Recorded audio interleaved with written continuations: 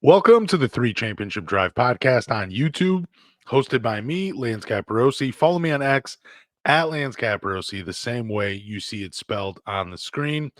Do us a favor, hit the subscribe button, like the video, but more importantly, tell a Pistons fan. So I do have a real, just a message from one of our listeners to you. He wanted me to tell you. All This comes right. from our boy Chubbs, big Okay. fan of the show. Yep. He wanted me to tell you that LaMelo Ball has already been named an all-star. You said last week you want to see him become an all-star. I must have misspoken. It's all I good. don't. I don't think I knew that information. I probably should know that information. How many times? How many? Because he's been in the league now. I think he's going into his fourth year. Pretty sure it's I his fifth. think his fifth year, and he's been an all star just once. Yep. Okay. It Fair enough. happens. Sorry, Yeah, Chubbs. My bad. second year. I'll send you a coffee mug. Sorry, man. It'd be What? funny if it's just a random coffee mug, like a Disney coffee. Lance, Lance, show him. Show him yours. We'll show you. We'll send one of these. I'm not sending this. Yeah, we'll send that one. It's used, and he'll sign it, and then we'll be all good. Sorry, Chubbs. That's on me. I'll be better. All right, so let's get into this. Which Detroit Piston, young Detroit Piston, is most likely to least likely get traded? We're going to have fun with this topic because we all know that some of these guys will be traded at some point. There's no way that all the young guys we're about to list are going to be on the Detroit Pistons for their entirety of their careers. It just doesn't happen that way. You know, when teams they invest this much time and draft capital into young guys, it's usually like one or two of them that last. They kind of become the cornerstones. It happens. We've seen it happen time and time again. Oklahoma City, they got rid of James Harden. They kept Kevin Durant and Russell Westbrook. That's one example. I mean, and we could continue to go down the list, but we're just getting into this. Just real quick, I did leave out Cade Cunningham because I believe he would be at the bottom of the list to least likely get traded, but he would be at the top of the list if we talked about trade value. I also left out Marcus Sasser and Bobby Klitman just because Bobby Klitman hasn't played a game in the Detroit Pit for the Detroit Pistons yet, and Marcus Sasser, I he would probably be at the top of the list just because a majority of fans are out on him, but also he'd be at the bottom of the list because he doesn't really have a ton of trade value right now. But everybody else is fair game other than those three guys. We'll get into this. Here is the list. It is Jaden Ivey, Jalen Duren, Rod Holland, Isaiah Stewart, and Asar Thompson. Those five. We're going to be ranking them 1 through 5 from most likely to least likely. Zach, I'm going to turn it over to you. Who is your most likely of these five to get traded? My most likely and my most hopeful is Isaiah Stewart is number one. Okay. I think we've talked about it way too much that Isaiah Stewart has the upside that can be used by a maybe title contending team. Not saying that he would be one to get a lot of minutes, but he could be a good rotation piece for a team that's on the verge of being a championship team or a deep run playoff team like New York, or add him to like Boston or something like that. But I think he is the highest one on the list, and I think that would end up being like a good market thing for both Detroit and wherever we ship him to. Like I think we would get something out of it. With Trajan being someone that we've noticed that has been making good decisions recently. So I think if we were to deal Stu somewhere, we would get a decent amount of assets for it. Yeah, he's on my list. He's not number one, but I do agree with you. I think out of all of the guys listed currently right now, out of these five guys, I think he has the most value in terms of being able to bring future assets back, just because, again, like you were saying, there is a real role for him to be on a playoff or title contending team like a Boston Celtics, where you could see him being the eighth or ninth man on that team and actually providing value for them. So, but he's not number one. Number one for me is Jaden Ivey because at this point the fit has been awkward with him and Cade Cunningham. Now you can blame Monty Williams, you can blame injuries, you can blame all that, but it has been awkward between the two of them. And I don't know if it does get any better. I think there's just too many question marks between really both of their games. But you really want Jaden Ivey to be a better 3-point shooter. You want him to be better off the ball. You want him to continue moving. We just really haven't seen that with Jaden Ivey. And the second reason I'm putting Jaden Ivey at the top, because there's a world where he comes into the NBA, he jumps onto the NBA scene like a Kobe White and becomes a 19-4-5 guy like Kobe did in his fifth season. And I think an NBA team might take a gamble on him, elevating his game to become one of these 19-4-5 guys. I did have a stat with Jaden Ivey. So there was a 8 game, it's a small sample, but this happened last year. 8 games, 8 starts. We saw Jaden Ivey average 35 minutes per game. He shot 47.8% from the field. He shot 52% from the three-point line, which is just absurd, on 6 attempts per game. He averaged 4 rebounds, 4 assists, and averaged 22.5 points per game in that 8 game sample. I'm only pointing that out because, one, that is the type of ceiling. If everything goes right for Jaden Ivey, you could see him putting up numbers like that. Now, can he do it with Cade Cunningham? In an 8 game sample, he did. They didn't win a whole lot during that time, but it just goes to show you that he does have the talent to string together a few games where he can look like an elite guard in the NBA. Now, the question still remains if he can do it for an entire season. But what I'm getting at is I do think a team could see those numbers, could see a streak from Jaden Ivey and be like, you know what, we'll take a chance. Maybe he can develop here on in our system and he can become something. I just don't know if it happens in Detroit. I would love for it to happen. I just don't know if it will. But who's number 2 on your list? Well, my number two is your number one, with Jaden Ivey. But I mean, as much as we talk about this opportunity for trade and moving these players around, Lance, I really don't think I don't think we make any moves like that this year. I'm really confident that we are going to stick to this plan because we haven't had one in such a long time. So I think when it comes to dealing these young guys, I mean, I think if we were going to end up trading them, I think Trajan would have already made some type of move towards this. Like I think they would already have been kind of put on a block to a point where he would give other teams like the opportunity to show interest in these guys. I just don't think that these are guys that we're going to do anything with this season because I think we've said it before that it's kind of a learning year. It's a learning year for JB Bickerstaff. It's a learning year for all these young guys to play for a coach that actually wants to coach basketball. Like it's going to be more of a positive year, I think, when it comes to morale with all of these young dudes and wanting to go out and to perform and get the opportunity to like play without someone behind their back all the time, which I think that's what Monty was. But with the second person, I would pick Jaden Ivey. I don't know how well he's going to be a successor somewhere else in the NBA. I don't know how his game is going to progress. Like I don't see how he really fits with another team. Maybe a team like Charlotte that runs a lot, but other than that, he's not going to be your spot up knockdown shooter.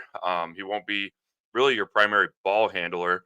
Um, but I think for us, we've discussed that he's probably and hopefully going to be our backup point guard and run the one when Cade is not on the floor. But like I said, with these guys, it's hard to tell. And honestly, I don't want really to lose any of them because I really want to stick to the plan that's being held like in front of our face. That we're keeping these guys, we're sticking with these guys, and we're going to see what we can do with all of our young talent. But second, I would have Ivy on that list. Yeah, and look, I agree with you. I don't think these guys are going to be traded at this moment. I don't think there's going to be a trade happening in the next couple of weeks either, or at the beginning of the season. Like trades just don't happen at this time. It's very rare when trades happen. But I do think, and this is more of like a futures list. Like maybe towards the end of the season, maybe at the trade deadline, maybe that's when Trajan Langdon you know, looks towards other teams and looks to make a move with one of these young guys. I don't think it happens right now. I'm very much with you. I do think the Pistons, this is a growth year. This is, let's see what we have. Let's just throw multiple lineups out there and let's try to put these young guys in a position to succeed. Again, I don't believe a trade is happening anytime soon. I'm just saying at some point, all the guys that are on this list, they're not all going to be Detroit Pistons. It doesn't happen that way in the NBA. There's going to be some guys that get moved. Doesn't mean it's all 5 of them. It doesn't mean it's 4 of them. It could be 3, it could be 2, it could just be 1, but somebody on this list at some point will be moved and no longer playing for the Detroit Pistons. But number 2, I have Jalen Duren. Really, it's just the lack of effort on defense. It's always present in my mind when I think of Jalen Duren. I still believe in Duren, and I'm holding out hope that he does figure it out defensively. I have him also number 2 is because he flashed the ability to be a pillar or a hub offensively. In 28 games, he had 3 plus assists. In those 28 games, he had 108 assists, 3.8 average. Of those 28 games, the Pistons won 8 games, and in those 8 games, Dern averaged 18.6 points per game, 16.7 rebounds, 4.7 assists. In his worst shooting game during those 8 games, he shot 55.6% from the field. Those are great numbers. They're eye-popping numbers. Those came in 8 wins, but that's the reason I have him number 2 because you can see that when he does get 15 and 15 at least and he's distributing the ball, you can see a real role for him offensively in that, and you can see a real role for him offensively as a team. I don't know if that means he's a franchise center, but it just shows you that when given the opportunity, and it was a bad team, that's probably why the opportunity was there, but his numbers can translate to wins. Now, some people might hear that and say, then why would you want to trade him? Again, I'm not saying let's just you know, trade him anywhere or anything. I'm just saying that's the kind of value he has. But again, that's why he's number 2 of on my list because I think that Trajan will hold out and see if he can either connect the dots defensively or can continue to improve offensively. But number Yeah, 3, I'll take over from this. It's Isaiah Stewart. And he's the only guy on this list that was drafted outside of the lottery. I say he's third most likely because of Paul Reed, and out of all the guys on this list, he'll most likely bring the most assets back. He probably has the highest value on the trade block. Isaiah Stewart is a valuable player on a winning team because of his ability to stretch the floor, the flexibility he brings on defense, and the effort he gives every night. Now, one stat for him is he had 8 games where he made 3 or more three-pointers, and the Pistons only won one of those games. I don't know if that's because teams aren't taking him seriously. Maybe everything else was just, I mean, it was a bad season. There's only 14 wins, but it's just weird that even though he played really well in those 8 games, it just didn't translate to anything. I just think maybe it's because he is playing outside of his role at 30 plus minutes per night, and you'd rather scale that back a little bit. But right now, the Pistons, they just don't have the personnel for him to play and thrive in a role less than 30 minutes per game. But who's your number 3? my number 3 is Duran. I think that this man has so much potential. I still think maybe because I mean I wouldn't say he's undersized, but I think he needs to gain a little bit more weight to be more of a like a prolific center to be able to guard the bigger guys. Because I don't think he can do that. I think that's part of the reason that we have not done anything with Isaiah Stewart. Maybe we will because of gaining Paul Reed, but then again, that just knocks us down with limited big men. But not moving Stewart, keeping him on the roster to kind of make up for the lack of size when it comes to Duran to be able to body in the post. I think that's kind of the reason why we have him and we utilize him the way we do. But I have Duran at number 3. I do love Jalen Duren. I've never really hated him other until the point that he decided to tell everybody that he didn't really care, and Yeah. that kind of hurt. But when it comes to his play style, like he fits really well with what we do, and he does play well. I mean, he's a tenacious rebounder when he wants to be, and it just if he can just maybe up the effort from a C to a B this season on the defensive side, I think we could see a lot of more upside out of him. Like, because I don't think his ceiling and his potential has been reached just because of so lack of effort that has been admitted and talked about. So, but I have him on number 3. I just don't think though that this is a guy that we want to move. I think this is a guy that they're very confident in keeping in this roster. Um, he's already kind of done so much for this team, and he's showed a lot of high flashes and high ceilings and big opportunity for him to be successful. He does play well with Cade. Cade knows how he rolls to the basket. Cade knows where he's at when he just flashes to the middle. Like he understands the concept offensively of what he needs to do. It's just consistency is what we ask out of Jalen Duren, and I think we might see a little bit better out of it this season with JB Bickerstaff, just because of how much we saw Cleveland's big men progress in 1 year under JB Bickerstaff as well. So, I mean, we just it sucks though because as Pistons fan, man, like we see all these teams drafting players that are gonna be like Orlando drafting Paolo or LaMelo to Charlotte, like, or even back when Golden State drafted all their guys to create their team. Like we're waiting for our moment that we bring in these young guys that are going to be our franchise guys, and hopefully that starts now with Ron Holland coming in, and we can have a little bit more opportunity for these guys to grow. I know and I understand talking about the subject is not us just saying like we're gonna fucking trade these people. Like it's just opportunity in the future of what could happen. But honestly, like through thick and thin of what we've been doing with these guys, I think a lot of them deserve a better opportunity with this season and a big kind of trial and error. But I don't think we could manage another 14-win season without making some type of change. But I do have Duran at 3. He could be a good big man for a quality team. I mean, he's a great big man for us. So, but I do have him at third on my list. Yeah, I also want to say that I have Duran number 2 because if he doesn't figure it out defensively, even though I just posted the 8 games that they won where he put up 18, 16, 4, and, shot like 80% from the field or something like that. You just have to wonder if he could do that and still be an offensive hub for 82 games. Because there's a lot of people talking like if he doesn't take that step defensively, he doesn't have the offensive arsenal to be that hub and outweigh his defensive deficiencies. So that's why he would be still number 2 for me. Is that yeah? I mean, realistically, he should probably be number 5 most as like the least likely guy to be traded because his potential is just absolutely through the roof, but it's the lack of effort defensively. And it's just wondering, like, does he become more than just a lob threat and a guy that scores inside 3 feet? Can he be more than that? And I mean, there are numbers that prove that he can be, but he has to do it over a full 82 game and it has to translate to wins. But number 4 on my list, I have Asar. The reason he's number 4 is this is he just has no offensive game.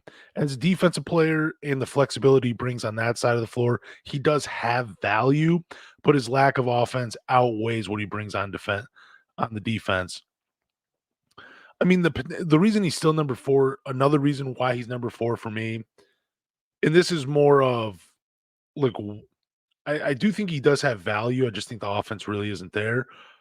But his potential is still through the roof that I think Detroit would be foolish to trade this guy right now. So that's why he's number 4 for me. Just the potential, again, through the roof. If he could get the league average from 3, which is 36.6% according to Basketball Reference, just look out. This guy is just going to be an absolute terror in basketball if he could shoot league average from the 3-point line. Man, give me like 32 or 33% next year, and he's going to look like an entirely different basketball player. But number 4, I know it's a little confusing as we're talking about this out loud, but again, just to reiterate, a number 4 is I think why I have him there is there's not a whole lot of value because of his offensive game, but also he's number 4 because the potential is just through the roof that the Pistons would want to keep him. But that's my list so far, 1 through 4. Who's your number 4? I'm gonna just have to agree with Asar, and I know that number 5 is both Ron Holland for us. It's silly to even think about any type of trade for a guy that we just drafted number 5 overall. Yeah. Asar has a lot of potential. He really does, and I know you have so much talk about him being an all star, which is not ever going to happen, and I can bet my house on that because I just don't think it's going to be a thing. He needs to gain a little bit more consistency. I think he was handicapped last season by a shitty coach and getting put in bad situations where he doesn't thrive. So we have a lot to learn this year. It's not just I mean, as Pistons fans, like we have a lot that we're gonna have to take in and understand. Like this is gonna be a whole new team. And you say like, no, it's not. It's the same players. No, it's gonna be a whole new team, but why on the way they are used. This team is they're going to play different. It's the same roster, but it's under someone that has an idea and wants to establish an identity of who this team is.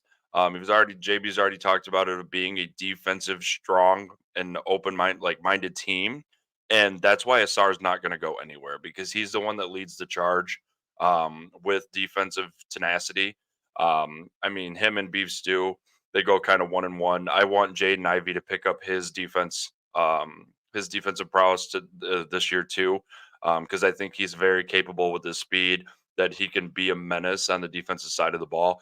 But Asar and Ron Holland rounding out 4 and 5 just because they're young guys, man. There's no why the fuck do you draft somebody if you want to trade them within 2 years of them getting drafted? You don't see their potential. Like if we've done that in the past. We've traded guys that we've drafted and they've gone on and they've been very good players for other teams. So we need to kind of hone in on these guys and figure out where their strengths are, where their weaknesses, and how do we improve their weaknesses. Like no basketball player is going to be perfect. Like if we can get Asar just to bump up his 3 point percentage and gain a little bit more confidence and just maybe be a corner specialist, then that works. Then that works. It gives us something we can lean on. But right now we don't, and his jump shot is horrendous, and we know it's not going in. Like I don't know about you, but every time Asar's in the corner and nobody's guarding him and he's lining up to shoot, I'm even saying, please don't do that because I know it's not going to go in, and neither does he. Like he also knows like it's not going to go in.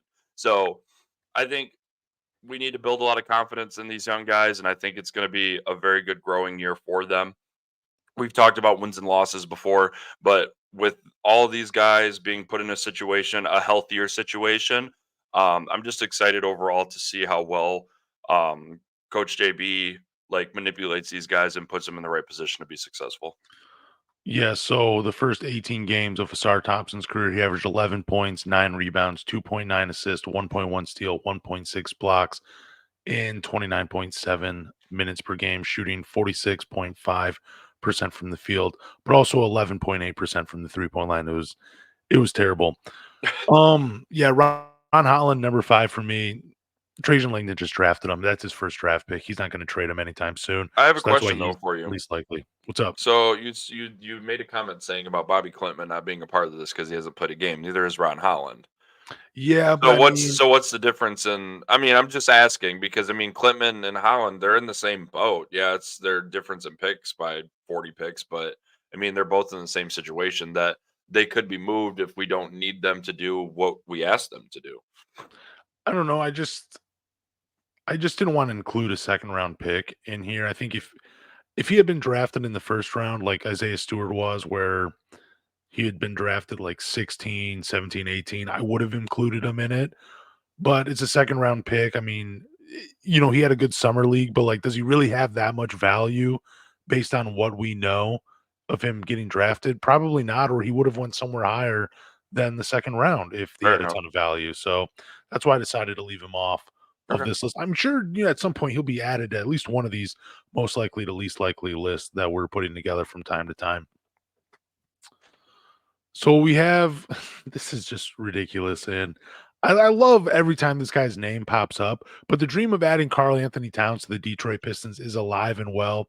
Bleacher Report dropped an article titled "Imagining Every NBA Team's Top 3 Trade Targets," and Karl Anthony Towns topped the list for the Detroit Pistons. Now, look, his contract is massive. 4 years, 220 million No. with a player option in the 4th year, which we all know he'll pick up because he'll be making 61 million as a 32-year-old. But am I crazy for thinking Karl Anthony Towns is the perfect big to play alongside Cade Cunningham? So Detroit Pistons, they have averaged 11 made three-pointers last year. That's it, just 11 per game. Karl Anthony Towns shot 41.6% from 3 on 5.3 attempts per game. His first 7 seasons in the NBA, played 482 games at center. We're talking like 98% of his minutes came at the center position. He averaged 23 points per game, 11 rebounds, 3 assists, 1.3 blocks. He also shot 39.7% from 3. And we're talking like, I think 1,900 attempts from that 5 spot from Karl Anthony Towns. If you put him at the center position, which he'll be playing for the Detroit Pistons, he is an absolute matchup nightmare for any other 5 in the NBA. He's played at the 4 spot exclusively for the Minnesota Timberwolves since they traded for Rudy Gobert. He's just kind of an average power forward. You put him at a 5, he's a matchup nightmare. He doesn't bring the defense, like, he's not gonna be an anchor defensively, but he still deters people averaging 1 block per game. But his offense as a 5 outweighs what he brings defensively because, again, he just is a matchup nightmare. I think he's the perfect big to play alongside Cade. You put him at the 5 with all that spacing, it opens things up for Asar, it opens things up for Ron Holland. I mean, it opens things up for Cade Cunningham. It's just he is the perfect 5 to play with Cade Cunningham. I Oh man, I You hate it. disagree. I disagree. I don't like Karl Anthony Towns. I really don't. And anyway, even Karl Anthony Towns, if there was an opportunity to go anywhere, it would not be Detroit. Let's just talk about and let's cut that out right at the beginning because why would you want to go do that? That's not going to happen unless he's making Blake Griffin money. Maybe he could think about going and playing for the Detroit Pistons. But why would you leave a Minnesota Timberwolves team like and even want to go somewhere like Detroit? When Minnesota is arguably a title contender next year in the Western Conference. So I mean, yeah, you want to think about how his percentages line up with his team. Like, yeah, he can space the floor. Yeah, he can be a good shooter. But also too, and as much as like we haven't had, I wouldn't classify Karl Anthony Towns as a bona fide superstar. I really don't. Like, I don't think he is. I think he would be a great 5. I think Gobert kind of takes away who he is as a player because of Gobert anchoring the 5 spot. I think you are right. I think he would be a better 5. Like when I look at him, it's going to sound crazy because this guy used to play for Minnesota, but he's like a Kevin Love, dude. Like he can do a lot of different things. He shoots the ball well, he can rebound well. Like he does a good job, but if we're just being optimistic about this, like I don't think that's something that's ever going to happen. Like the amount of stuff that we'd have to give up to get this guy, I don't think would end up being worth it in the long run, especially because he is 32 years old. Like we're bringing on another Tobias Harris. Like I don't think it's something I don't think it's something that we would want to do. I mean, I understand where you're coming from with his accolades and just how he shoots and all of his percentages.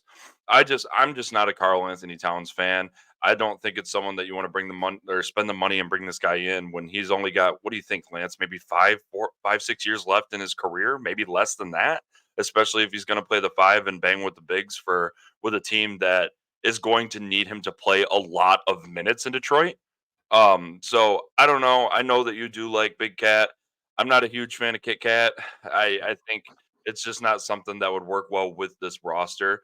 And the amount of stuff that we'd have to give, I think we would just end up setting us back again.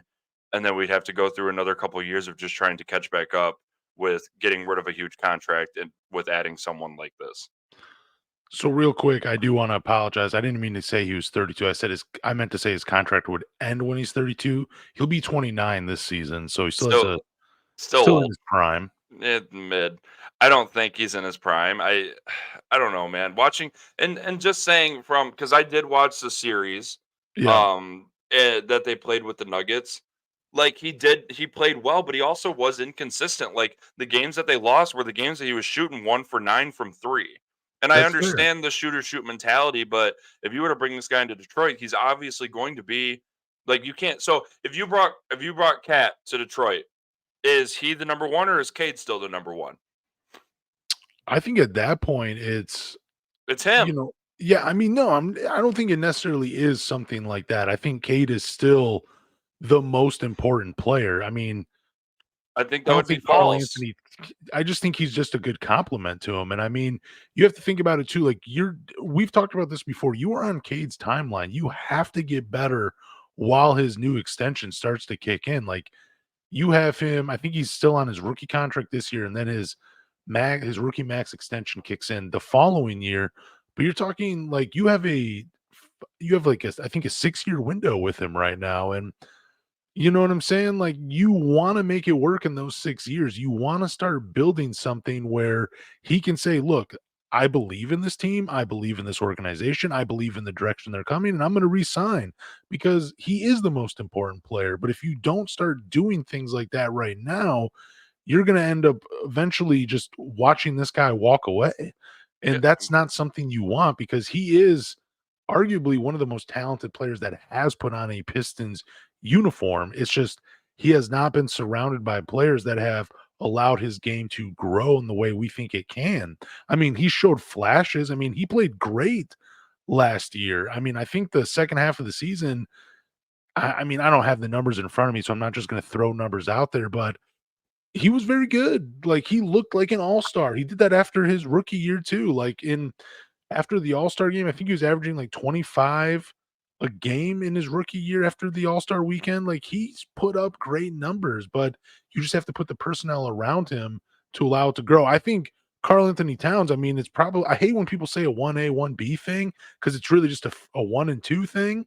But I mean, if you have a guy that can open things up for Cade, open things up for Asar, he's still one of the best bigs at stretching the floor and putting the ball in the bucket. I don't really care who's taking the most shots per game as long as it translates to winning basketball games. And I think that's what you'll get with Karl Anthony Towns. I think even though he's on the team, Cade is still the leader. Like, Cade is still the guy that you only go as far as he takes you. And I don't think that matters if Karl Anthony Town is on the team.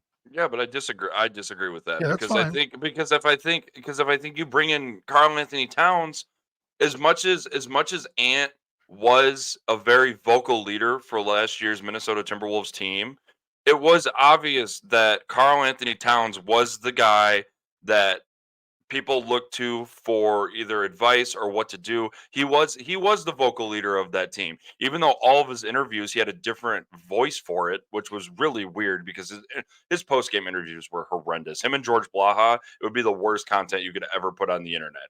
But like I think if you bring Karl Anthony Towns on this team, like because Cade is not a vocal leader for this team. We've had this conversation many, many, many, many moons ago that Cade, we don't have somebody that you can honestly, physically, and mentally tell that he is the one that is talking to the team in huddles and timeouts. He's not. We don't have that guy.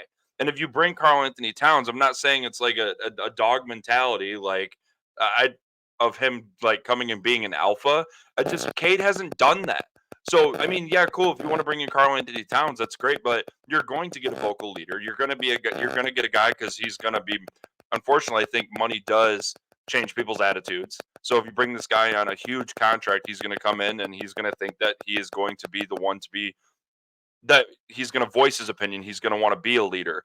And if you were to bring a Karl Anthony Towns, then that is our new guy that's going to be kind of not the head of this team, but the one that's in charge. And he's going to be the one to make statements for this team, not Cade.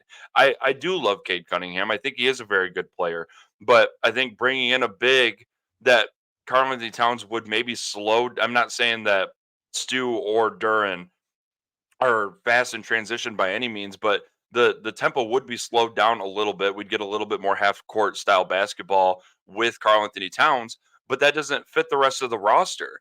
It may fit Cade and Cade how Cade plays, but it doesn't fit with Jaden Ivey. It doesn't fit with Ron Holland. These guys are runners, and if we're going to go and we're going to be more of just a half court type style offense, it doesn't fit that the guys that we have to run in transition. I don't know. I know you like Carl. Like I know you get it. You like him a lot, and I'm not saying that he's not a good player. I just think overall with this team, he's not a fit. Like he's not. He would not be a fit.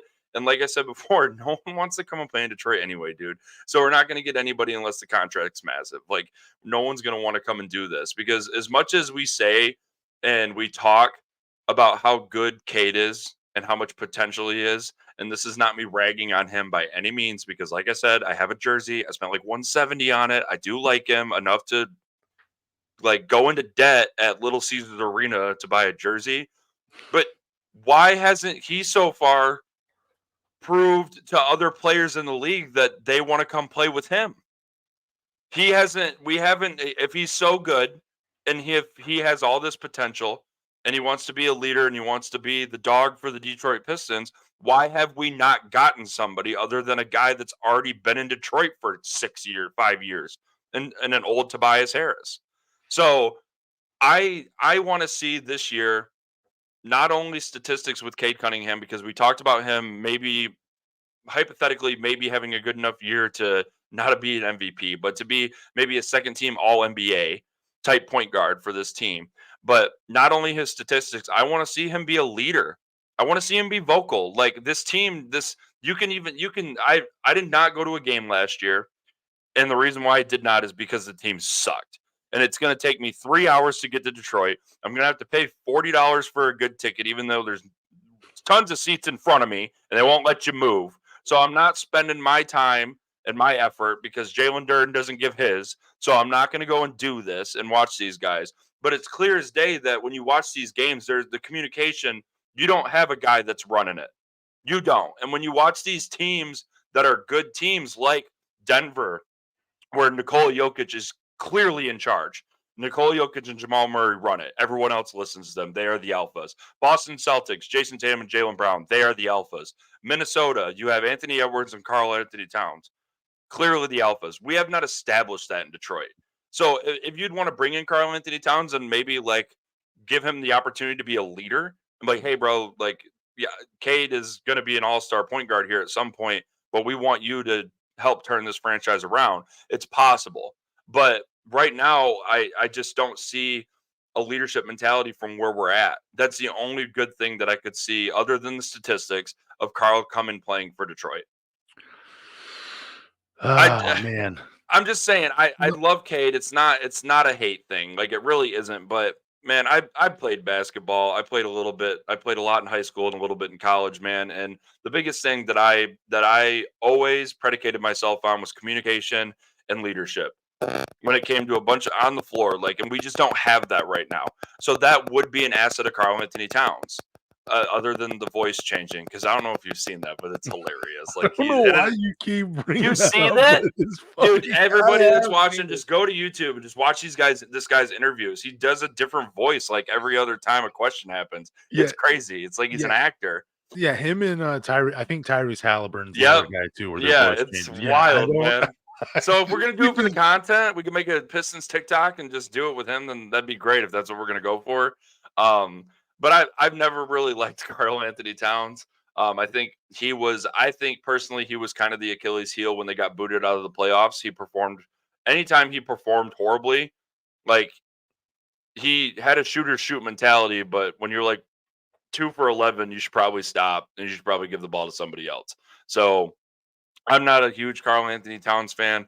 That could change. I just figuratively, I don't think he's ever going to be in a Detroit Piston uniform. the thing is, unfortunately, though, they moved him to the 4, so you don't know what kind of success you're gonna have with him at the 5 with Anthony Edwards coming into his own. You don't know what you're gonna have until Yeah, Rudy Gobert is moved or retired. yeah, But in my opinion, Karl Anthony Towns, he's the odd man out in Minnesota. You're gonna have to start paying some of these guys, and right now it's Anthony Edwards' teams. He is the clear alpha on that team. He's the guy that makes that team go. It's not Karl Anthony Towns' team anymore. He's the sidekick. You might even say he might be the third, possibly even the fourth most important player on Minnesota. But in Detroit, obviously he would be at the top of the hierarchy. But I just think with his game and what he has proven in the NBA from the 5 spot, I'm not bringing him in to play the 4. I just think that's a waste of his talents. The 5 is where he needs to be, whether it's on the block, whether it's in the mid range, whether it's on the 3-point line, whether it's running things, whether it's in transition or the half court. I just think he brings something that the Pistons haven't had since they had a guy like Rasheed Wallace. Again, not the same personalities or anything like that, just the same type of skill set on the offensive end. That is what you're getting with Karl Anthony Towns. He's one of the best bigs to play offensively in like the last 10 years. Like what he brings offensively is just it's great. It's just good stuff, but it has to be from that 5 position. At the 4, he's average. At the 5, dude, he's been an all NBA team member. Like he's made the all NBA third team twice. Like he was ranked as one of the top 15 players in the NBA as a 5 man. The Pistons have not had that type of talent. He's a type of guy that can move the needle, especially in the Eastern Conference. But it really depends on what you're trying to play for. If you think you have a shot at like a Cooper Flag or something in next year's draft, you're not trading for Karl Anthony Towns right now. You're not going to do it. But if you think, hey, you know what? We really want to try to turn the corner. We want to start trying to win some games. this is the type of move you make. And you can use any combination of the five guys we just talked about a few minutes ago from the most likely to least likely. But I love Karl Anthony Towns. I think he would be great in Detroit. I think he'd be a perfect fit next to Cade. You would get to see at least 4 years of growth between those two and seeing how they could gel. And then it's over. And then you move on with Cade Cunningham or without him. But I really like the idea of Karl Anthony Towns. I've not looked at trades to see who you'd have to trade. I don't know if Minnesota even wants anybody from the Detroit Pistons, but Karl Anthony Towns and Cade, that would be a very fun duo to watch in Detroit. I'm just tired of getting scraps, dude. Like, why are we just constantly getting people that aren't wanted on other teams?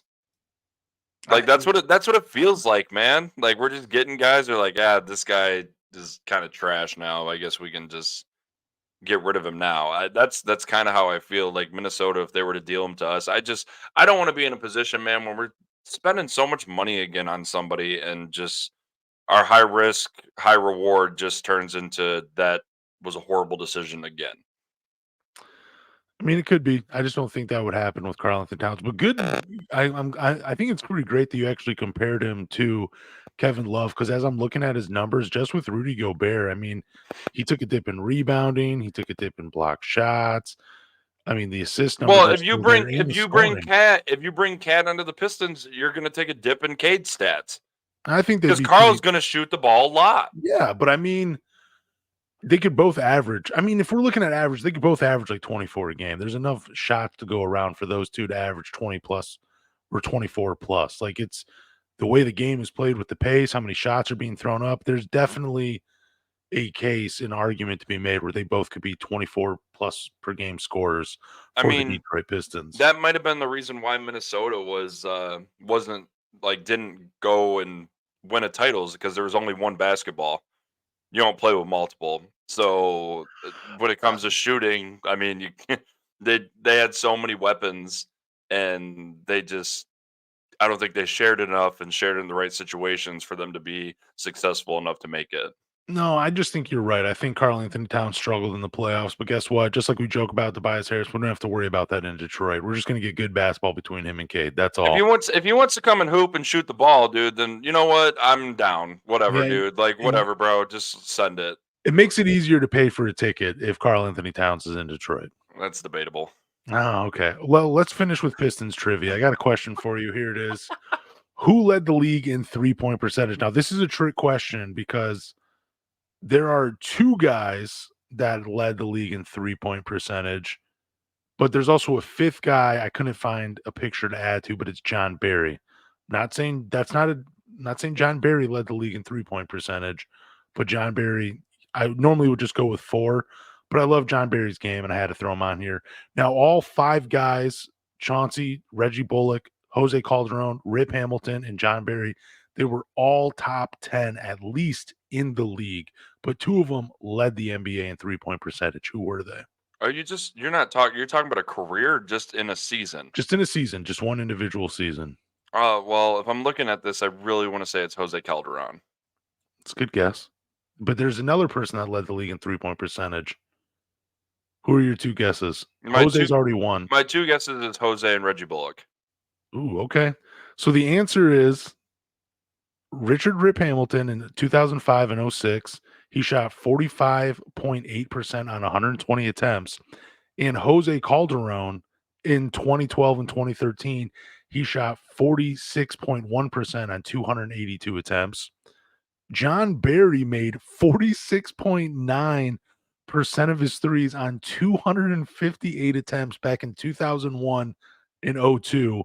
And I'm going to pull up his numbers, his shooting number. He's in an exclusive club when it comes to this.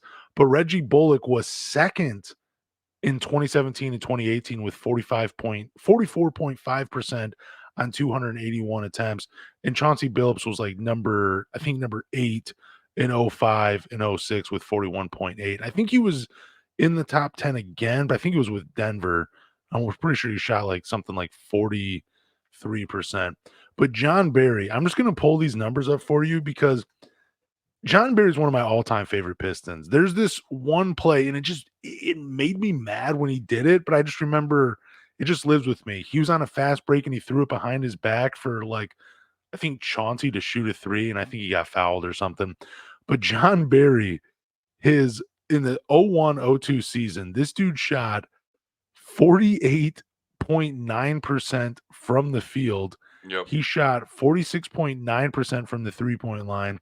He shot 50.1% from the two inside the arc, and then he shot 93% from the free throw line. Like, it's a pretty outstanding shooting season he had for the Detroit Pistons.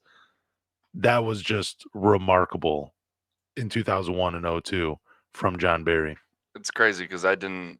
I mean, You I don't was even know just who he I was is. I was just a young buck. I know when I pulled him up, looking at him, I remember who he is. But he hopped a bunch of teams though, Oh, didn't yeah, he? dude, he was a journeyman. The Rockets, Hawks, Nuggets, Pistons, Kings, Lakers, Warriors, Bucks. Yeah, He played for a lot of teams. that's a lot of teams. Yeah, but I think what he played in the '02 Pistons was his first year of 82 games. His only year of playing a full 82 season slate, I think. That was his first year with the Detroit Pistons. He played Correct. 82 games with 6 starts. Yep. So no, I never really got to experience the John Barry, but no, that's incredible. The stats are wild. How many minutes a game did he average? Nothing. 24. Okay, fair enough. But dude, that's a lot of Rip, threes. man, Rip, dude. Growing up, man, Rip was the guy that just ran curl screens and shot middies. That's all I knew Rip Hamilton of. That's all it was. And you wanted to use him in 2K, but you can never run that play in 2K. It just didn't work. So I mean, you could, but it was just, it was hard. I mean, I ran a lot of plays in 2K. People hated me to play against me in 2K. My buddy's like, dude, you're trying to run like you're the Spurs. And I was like, yeah, dude, I like to move the ball around. I will run plays. I'll call them. But yeah, I'm always blown away when I look at Rip Hamilton's basketball reference page. And yeah, 45.8% on 120 attempts. He did shoot 44%, I think, not the following season, but the season after that, which I want to say placed him second in the league in 3-point percentage. He definitely had talent beyond the arc, but he really never got a chance to display it with the Pistons. I mean, even when Larry Brown wasn't the coach, they kind of ran the same thing for him. It was just all mid range. But Rip Hamilton and Jose Calderon, those are your answers for the Pistons trivia on this week's episode of 3 Championship Drive. I uh um I actually was having a lot more high expectations for Jose Calderon when he came to Detroit because I actually did like watching him play. Because was it Toronto that he was Yep. at? Yeah, I really enjoyed him as a guard, but when he came to Detroit, it just wasn't anything. Like him and Brandon Jennings had like the similar impact to the Detroit Pistons. It's like we hoped that they were going to be who they were in the other team, and it just did not even come close. The funny thing is, when he led the league in 3-point percentage, he only played 28 games for the Pistons that year, but 45 for the Toronto Raptors. And he actually shot 52% from the 3-point line on 3.5 attempts with the Detroit Pistons. And he shot Shoot. 52.7% from the field and 89% from the line. Yeah, man, yeah. He was one of my favorite players too. Kept the turnovers down, just a solid point guard. Never going to be an all-star, just a solid starting second unit point guard, whatever you want to play him at. I was a fan of Jose. He's one of my favorites. I don't know. I don't think you have a question for me, but that was the Pistons trip. Yeah, I didn't come up with one. I slept a lot today. That's on me. It's all good. And I'll show so hey everybody, if you want to donate to the 3 Championship Pistons podcast, my headset broke. So I have I got earbuds in. So if you guys want to Venmo me, that'd be pretty dope. But I picked these up and they kind of fell in half, and honestly, we could probably just break them No, at this don't do point. that. Well, they're already broken. I'm gonna buy some new ones, so it doesn't matter. But Well, yeah, if you guys do it while I'm want doing the outro. to break them, yeah, go ahead. I got it. Thank you guys for listening to the 3 Championship Drive Shit. podcast. Do me a favor, go to Apple, Spotify, or wherever you listen to podcasts. Hit the follow button. After you hit the follow button, rate with 5 stars. Leave a review by telling us a question you want to be answered for Pistons trivia. I'll challenge Zach with it. But more importantly, tell a Pistons fan.